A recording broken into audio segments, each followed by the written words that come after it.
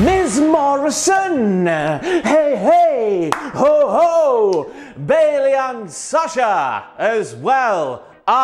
Yes, this week's Friday Night SmackDown, in my humble opinion, as I stand in front of you as a no-good, talentless hack who knows nothing about professional wrestling. Yes, I thought this week's SmackDown was absolutely pish, absolutely rubbish, which is such a shame coming off the back of last week's fantastic episode. But, however, if you are a heel on Friday Night SmackDown, Miz and Morrison, Sasha and Bayley, last night was great for you. And I've seen lots of people on the Twitter machine going, oh, you only would have found what John Morrison the Miz was doing funny if you're 5 years old. And I was thinking that's the point, isn't it? The heels, man, were supposed to be sighing at the depths they're diving to get one over on the big, wholesome babyface himself, Braun Strowman. What a weird sentence that is to say, but people moaning on Twitter, you're missing the point, in my opinion. Just enjoy Miz and Morrison being wonderful bastards that they are. I am Ross Twiddell from Cultaholic.com. You may or may not be a sexual wank pheasant,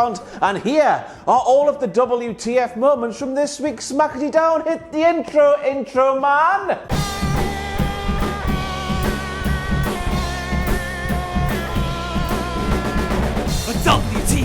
WTF! And I know that sometimes on those graphics down the side of the screen we see things like cousin of Dwayne "The Rock" Johnson, but this week we saw Jeff Hardy, married with 2 daughters. And I guess by doing things like this here, we're trying to humanise Jeffrey Hardy after last week, of course, a no good dick framed a bloody lovely normal man. But we're going from charismatic enigma at the top of the screen. We're watching Jeff Hardy doing all of the air humping. Yeah, cowboy! Wow! But then we see married with 2 daughters at the bottom of the screen, and that is some juxtaposition of the highest degree. And then we hear Jeff Hardy say, I pulled up to work, I got my stuff out of the car, and BOOM! Neighbours. Now we all know that Jeffrey Hardy is world famous for putting the emphasis on the wrong word in a sentence during one of his promos, but this one was taking the absolute biscuit. So much of the biscuit, quite frankly, it made me howl and made me compelled to put it in this collection of WTF moments. I can't be that loud again.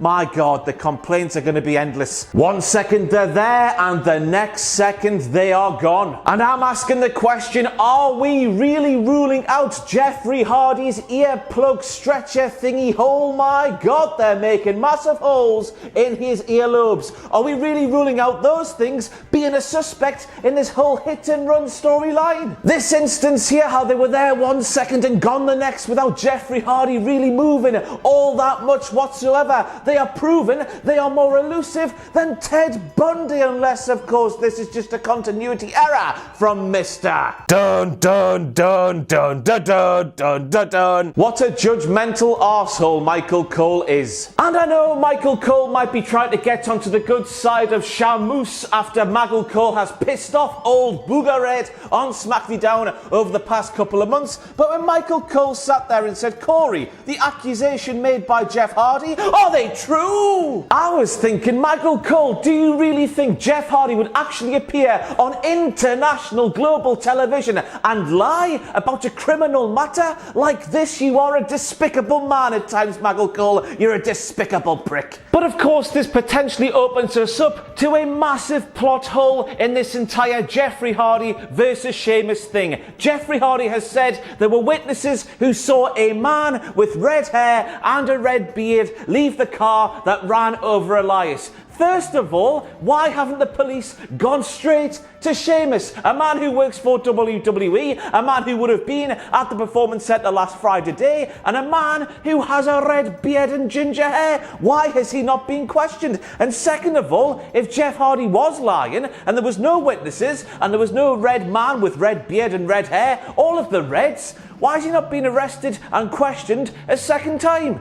Potential plot holes all around here. And we've got to make it a WTF moment. We have big baldy bastard Baron Corbin leaving his prestigious and really, really expensive looking cape and crown, lying around backstage inside of the performance centre like they're no better than a useless wank rag, and he gets angry when somebody has the gall to take his crown. Let's dream for a second here, everybody. I know I've got something really expensive in my house. I'm going to take that expensive thing outside of my house, put it in my front garden, leave it there overnight and expect nobody whatsoever to take it from my front garden. How Corbin, man. And then we have Jomo saying to the Miz, Mizzles, I cannot believe we have pulled this off. This being, of course, getting their hands on a white van brimmed to the top with surveillance gear. And then we have Miz replying to Jomo saying, yeah, I know a guy, and at this moment right here, a horrible thought crossed my mind. That horrible thought being, of course, George is a pedo with a pedo van. Now, I'm not being serious here. I feel the need to say yes, I'm not being serious here. I'm not seriously saying that George Mizanin is a pedo with a big white pedo van. But serious questions need to be asked as to where the Miz and John Morrison actually got their hands on this white van and all of the equipment inside of that van. Who do they know who has this stuff at their convenience? But also a massive shout out to Johnny Dripping. He was sweating in that white pedo van like a pedo.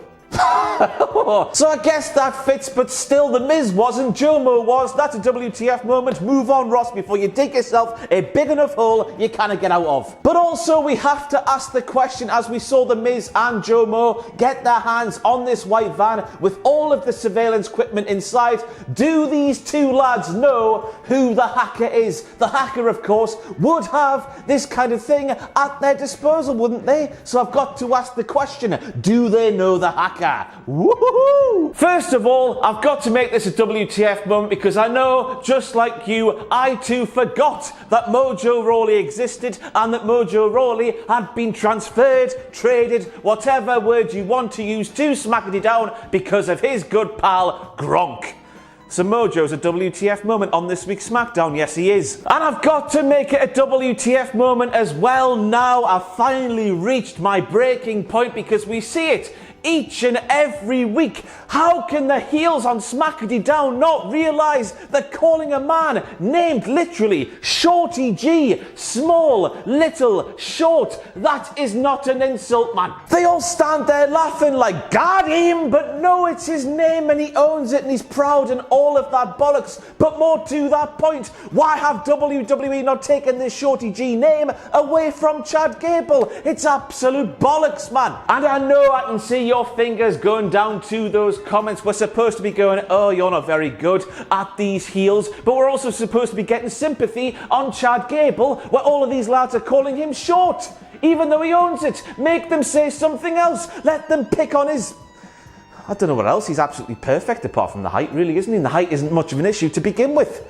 I don't know what to do here. And there's no doubt about it, that referee there would have been called words like a massive softie. Not really tough, not as hard as us professional wrestlers, because as we all know, professional wrestling is weird like that. Yes, referee eyebrows, I'm guessing that is his actual name. He got hit by Lacey Evans and Sonya Deville. He got injured, he could not continue, and I've got to make this a WTF moment. The fact he could not continue, because this is pro wrestling. And you fight through the injuries because of reasons that are very silly. Wrestling is silly sometimes. Of course, yeah, a round of applause to everyone who works through an injury, but when you sat there thinking, it's not a real sport and competition, you're injured, just be injured. You're allowed to be injured, there's nothing wrong with being injured. What? And I'm here with a bloody PSA for Sonya Deville. Sonya, I know nothing about the mechanicals of professional wrestling, but I watched that move there from last night's SmackDown and I immediately thought, Sonya, do not do that move again. You're gonna take somebody's head off, man. Surely the margin for error with a move like that where you're just dropping people on the backs of their necks from the ring apron, surely the margin for error in that move there is so small, it's not worth taking that risk risk. It looked absolutely brutal, so it did, and a bit too dangerous. So stop it, Sonya. Maggle, maggle, maggle, maggle, maggle, maggle, maggle, maggle, maggle, maggle, maggle. And then we have Maggle Cole saying, I didn't know Sonya Deville was capable of this. How? She has quite literally appeared on SmackDown over the past few weeks, especially audibly getting off on beating up Mandy Rose. Oof, I'm really enjoying this, she would say, really loud, so everybody could hear while she was beating up Mandy Rose. We all know Maggle Cole. She's disgusting, man. How could you not know this? And I'm making the early stages of that promo there a huge WTF moment. Yes, of course, it would get very good. Daniel Bryan cutting a fantastic babyface promo. The shock and horror of it all. I did not see that coming. But the early stages, first of all, Daniel Bryan, in my opinion, as well as AJ Styles' opinion, he was stupid. AJ Styles, in my opinion, as well as AJ Styles' opinion, he was smart. Everything AJ Styles said at the start of that promo was absolutely spot on. It was true. And he's supposed to be the heel. That can't be right. But then normality was resumed as, of course, Daniel Bryan started cutting that amazingly passionate promo while AJ Styles didn't make any sense whatsoever. So good.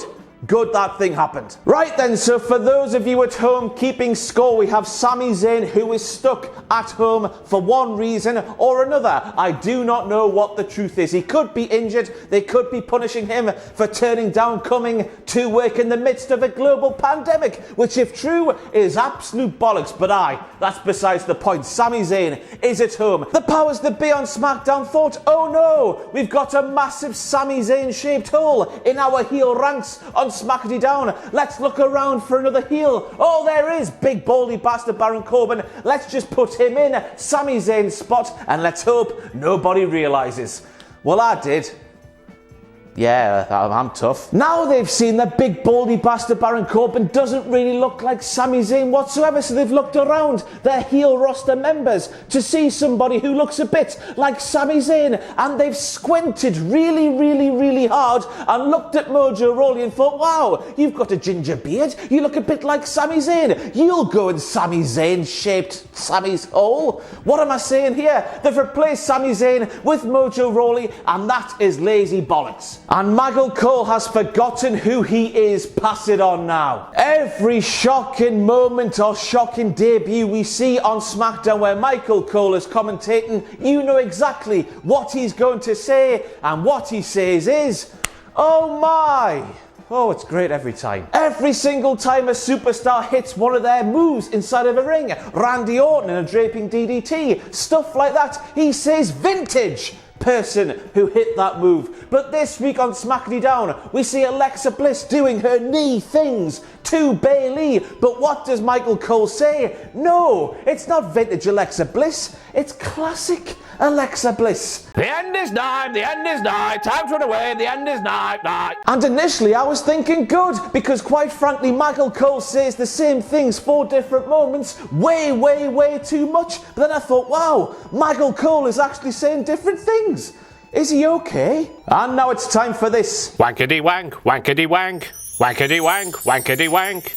Wankety wank, wankety wank, wankety wank. Hello and welcome back to Wankety Wank, the section of these WTF moments where you, a sexual wankfez, on tweet me with a WTF moment that I might have missed, and I give you all the credit just in case it's wrong. Thank you this week goes to Dylan from the Cultaholic Wrestling Podcast. Wow, what a fantastic storyline that is on the Cultaholic Wrestling Podcast. I'm sure you will agree, but he has pointed out this WTF moment here that yes, has got to be a WTF moment. According to that report, of course, the illegal person from one team can touch the legal person from another team in breaking up a pinfall only. No other scenario will do. So that there, it makes sense, unless, of course, that report is complete and utter bollocks, which it might just be. Who knows what to think in this day and age, eh? And then we got new women's tag team champions as Bayley and Sasha are now two-time women's tag team champions. A WTF moment.